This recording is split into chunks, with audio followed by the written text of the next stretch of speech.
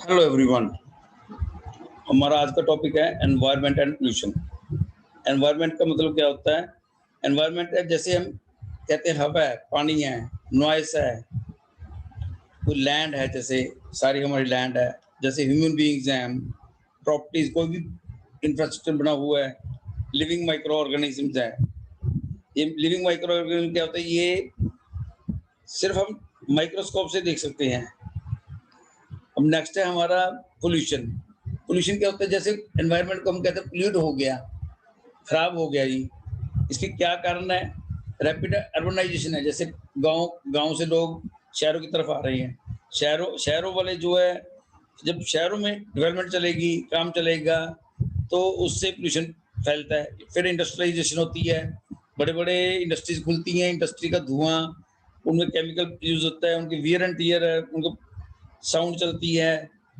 Transportation है, कोई vehicles इधर से उधर चलते हैं, घूम रहे हैं। कंस्ट्रक्शन एक्टिविटीज हैं, मकान बनाते हैं, बिल्डिंग बनाते हैं, सड़कें बना रहे हैं, माइनिंग कर रहे हैं हम, सैंड माइनिंग है, कोल माइनिंग है, उनका पोल्यूशन फैलता है। फिर डिफॉरेस्टेशन, हम कंस्ट्रक्शन करने के लिए पेड़ों की कटाई कर रहे हैं। जब पेड़ कटेंगे तो हमारा जो वातावरण है, हमारा जो एनवायरनमेंट है, वो पोल्यूट होगा। अब नेक्स्ट है एयर पोल्यूशन। इनमें जैसे एयर पोल्यूशन है, सबसे पहले कौन कौन सी एयर पोल्यूटेंट है?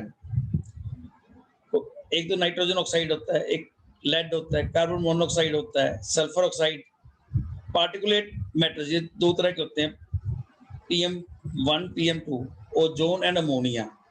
अब इसको चेक करने के लिए फॉर्मूला क्या होता है हमारा? इसको क्या कहते हैं, हम चेक कैसे करते हैं? इसको कहते हैं हम एयर क्वालिटी इंडेक्स। जो एयर क्वालिटी इंडेक्स होता है, ये माइक्रो मिलीग्राम पर क्यूबिक मीटर में हम यूज वो इसको मेजर करते हैं। अगर ये 0 से 50 हो तो गुड होता है, अगर 51 से 100 हो तो हम इसको बोलते हैं satisfactory, 101 to 200 moderate, 201 to 300 poor, 301 to 400 very poor, 401 to 500 hazards. इसका मतलब ये हुआ कि अगर कोई भी एयर क्वालिटी इंडेक्स अगर 0 से 50 है तो बेटर है, बेस्ट है। हमारे इंडिया का नॉर्मल कोर्स में 101 से लेके 200 तक रहता है। लास्ट ईयर 2020 में ये रफली 160 था इसका इंडेक्स, क्योंकि ये मॉडरेट की उस भी आ जाता है। इसका कारण क्या है? जैसे बड़ी बड़ी इंडस्ट्रीज डेवलप होती हैं, इंडस्ट्रीज का धुआं आता है, तो उससे एयर पोल्यूट होता है। कंस्ट्रक्शन चलती है, कंस्ट्रक्शन में जो भी एक्टिविटीज होती हैं, एक्टिविटीज से एयर पोल्यूशन होती है। ट्रांसपोर्टेशन है, तो रेलवे चलती हैं, जहाज चलते हैं, इन सब से एयर पोल्यूशन होती है। इनका ड्रॉबैक हमारे, हम कहते हैं कि जब कोई भी प्लॉट लेना है, हमने कोई कोई वैल्यूएशन करनी है किसी चीज की, तो वो देखना पड़ता है कि वो नियर टू किसी बिग इंडस्ट्रीज के ना हो, नियर टू, जैसे किसी, हम कहते हैं एयरपोर्ट है, रेलवे स्टेशन हैं, बस स्टैंड हैं, बड़े बड़े जहाँ पर एक्टिविटीज, रूटीन की एक्टिविटीज होती हैं, तो वहां से क्या होता है? एयर पोल्यूट होगा। जब एयर पोल्यूट होगा तो हमारे जो जितने भी हमारे, जैसे बिल्डिंग बनाई है हमने, बिल्डिंग का पेंट पोल्यूट करेगा, पेंट डिस्ट्रक्ट हो जाएगा। फिर उसमें जब हम रहते हैं, एयर पोल्यूट होगा जब, तो रहना भी हमें मुश्किल है।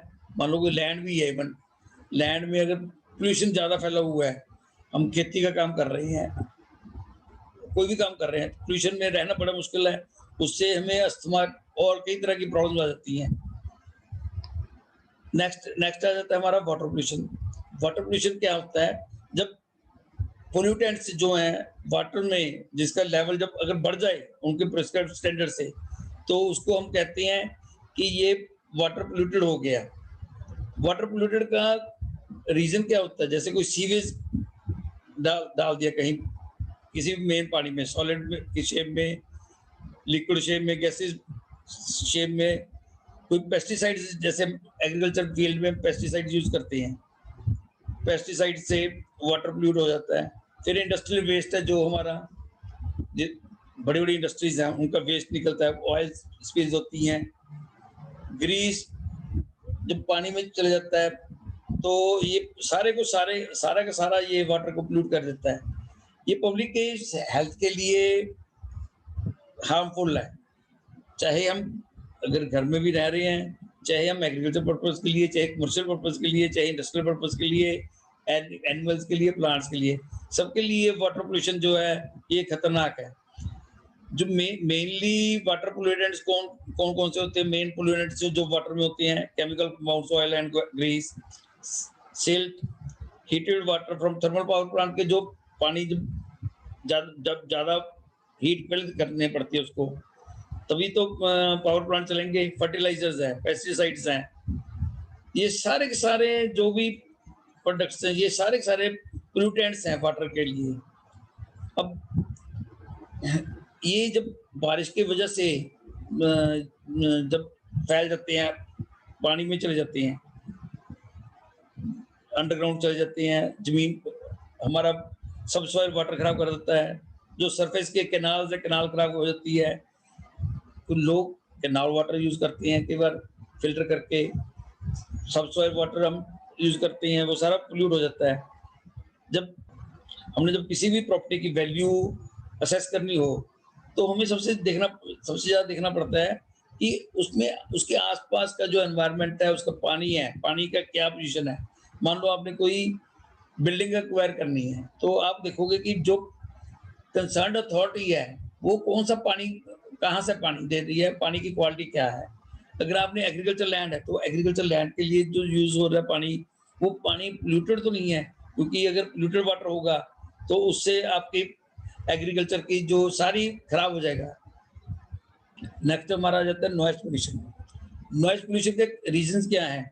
एक तो जैसे ट्रांसपोर्टेशन है, बसेस चलती हैं, कारें चलती हैं, रेलवेज़, हवाई जहाज़ हैं, कंस्ट्रक्शन एक्टिविटी चलती है, कोई इंडस्ट्रीज़ हैं।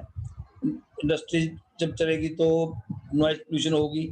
नॉइज़ पॉल्यूशन के नुकसान क्या है? इससे इससे हमारा जो जैसे कानों का पर्दा फट जाता है, हमें सुनना बंद हो जाता है।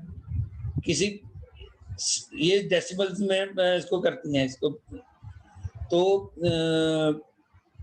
कोई भी बिल्डिंग लेनी है हमने, कोई भी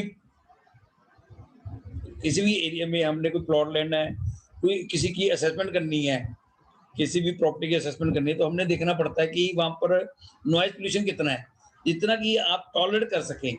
ये नहीं कि आप वहाँ पर बैठे हैं, आपने कोई एग्रीकल्चर लैंड है, आस-पास कंस्ट्रक्शन एक्टिविटीज़ चली जा रही हैं, बड़ी-बड़ी इंडस्ट्रीज़ हैं, उनका उनकी आवाज़ें आ रही हैं, तो उससे आपकी डे टू डे जो लाइफ़ है, लाइफ़ डिस्टर्ब हो जाती है। ये हमारा इम्पैक्ट भी डालता है, हमारे उसके ऊपर प्रॉपर्टी के ऊपर।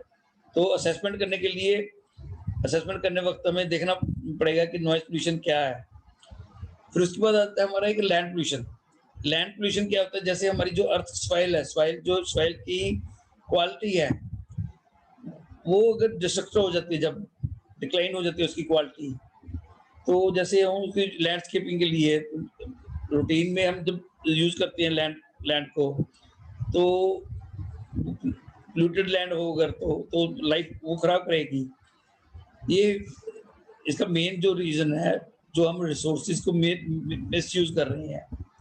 जब जैसे कोई गार्बेज है या वेस्ट प्रोडक्ट है, अच्छी तरह इनको प्रॉपर्ली राइट मैनर से डिस्पोज़ ऑफ ना किया, सीधा लैंड पे छोड़ दिया, जब जा रहा है तो ये परकोलेट होके पानी में नीचे चला जाएगा, हमारी लैंड की फर्टिलिटी खराब हो जाती है। इस जैसे टॉक्सिन्स पैदा होते हैं, कोई केमिकल्स हैं, बड़ी-बड़ी इंडस्ट्रीज़ में टॉक्सिन्स पैदा होते हैं, केमिकल्स पैदा होते हैं, वो सारे के सारे हमारे लैंड के ऊपर जब आ जाते हैं, तो लैंड की फर्टिलिटी खत्म हो जाती है। कहीं किसी जगह पे हम सॉलिड केमिकल की शेप में फर्टिलाइज़र को, पेस्टिसाइड्स को ग्राउंड पे गिरा देते हैं, तो उससे भी लैंड की फर्टिलिटी खत्म हो जाती है। जैसे हमने डिफॉरेस्टेशन की, जो पेड़ हैं, पेड़ों को उखाड़ दिया। जब पेड़ों को उखाड़ेंगे तो उससे उससे हमारी लैंड पोल्यूट होगी। फार्मिंग करते हैं, माइनिंग करते हैं, कोई ट्रांसपोर्टेशन है। ये सारे के सारे चीज़ों से लैंड पोल्यूट होते थे। अब कोई एसिड रेन चल रही है, कंस्ट्रक्शन साइट्स हैं, उसमें कंस्ट्रक्शन साइट से जो मलबा गिराते हैं तो लैंड पोल्यूट कर।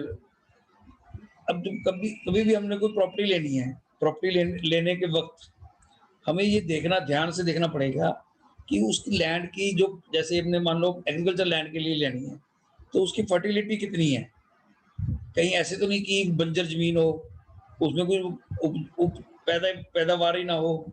कोई हमने प्रॉपर्टी बनानी है, प्रॉपर्टी में लैंड इरोज़न का ध्यान रखना पड़ता है कि लैंड इरोज़न ना हो, ये लैंड स्लाइड्स ना होती हो लैंड पोल्यूशन की वजह से, या दलदल बन जाती है, लैंड पोल्यूट होके दलदल बन जाती है। जैसे किसी जगह पानी ज़्यादा रोका रहे, तो दलदल बन गई। ये बल्कि हर चीज़ें देखनी पड़ती हैं।